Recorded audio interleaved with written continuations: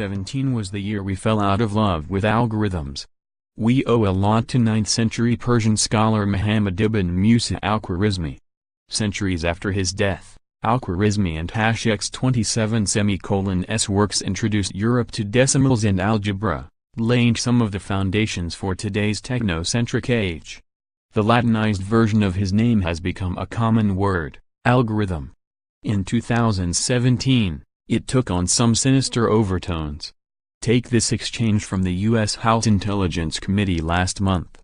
In a hearing about Russian interference in the 2016 election, the panel's top Democrat, Adam Schiff, threw this accusation at Facebook's top lawyer Cant. Part of what made the Russia social media campaign successful is that they understood algorithms you use that tend to accentuate content that is either fear-based or anger-based.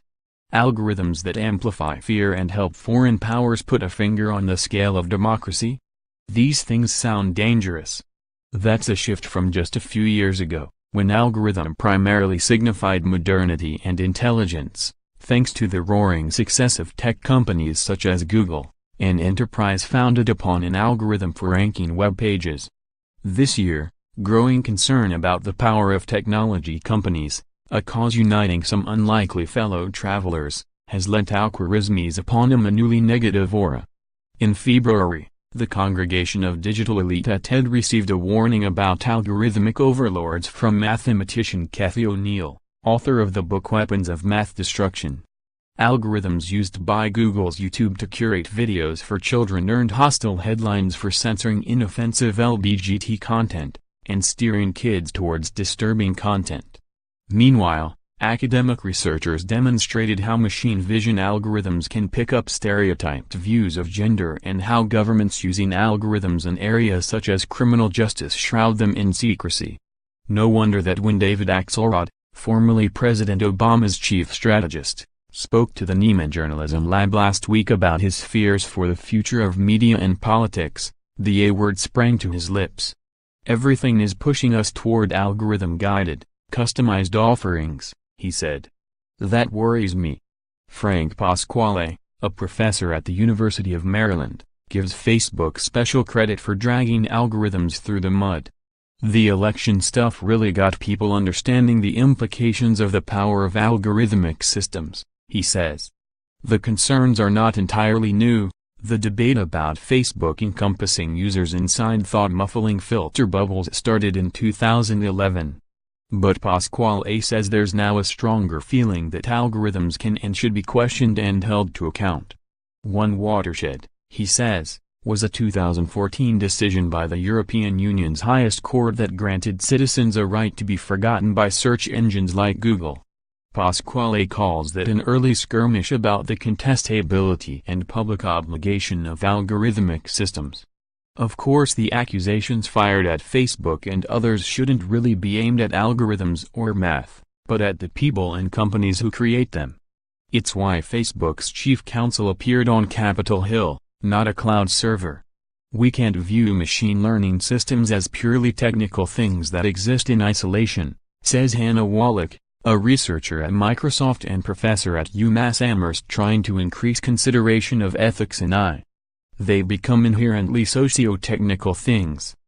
When government rules by software, citizens are left in the dark. Why people can't stop talking about Zuckerberg 2020 machines taught by photos learn a sexist view of women. There's evidence that some of those toiling in Silicon Valley's algorithmic minds understand this. Nick Seaver, an anthropologist at Tufts, embedded inside tech companies to learn how workers think about what they create. Algorithms are humans too, one of my interlocutors put it, Seaver writes in a paper on the term's fuzziness, drawing the boundary of the algorithm around himself and his co-workers.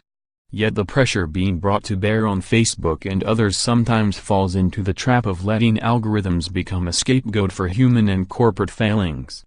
Some complaints that taint the word imply, or even state, that algorithms have a kind of autonomy. That's unfortunate, because allowing Frankenstein monster algorithms to take the blame can deflect attention from the responsibilities, strategies, and choices of the companies crafting them. It reduces our chance of actually fixing the problems laid at algorithms' feet. Letting algorithms become bogeymen can also blind us to the reason they are so ubiquitous. They are the only way to make sense of the blizzard of data the computing era blinds us with. Algorithms provide an elegant and efficient way to get things done, even to make the world a better place. Audrey Nazar, who teaches math at Manhattan Community College, points to applications like matching kidney donors and recipients as a reminder that algorithms aren't all about sinister manipulation. To me, an algorithm is a gift, it's a means for finding a solution, says Nazar, who has published research on how to encourage algorithmic thinking in high schoolers. It's a sentiment that may have resonated with al-Khwarizmi. He wrote in the introduction to his famous tract on algebra that it would help with the tasks men constantly require in cases of inheritance, legacies, partition, lawsuits, and trade, and in all their dealings with one another. We need algorithms. In 2018, let's hope we can hold the companies, governments, and people using them to account, without letting the word take the blame. Facebook, the most widely used social media site in America, is celebrating its 13th birthday.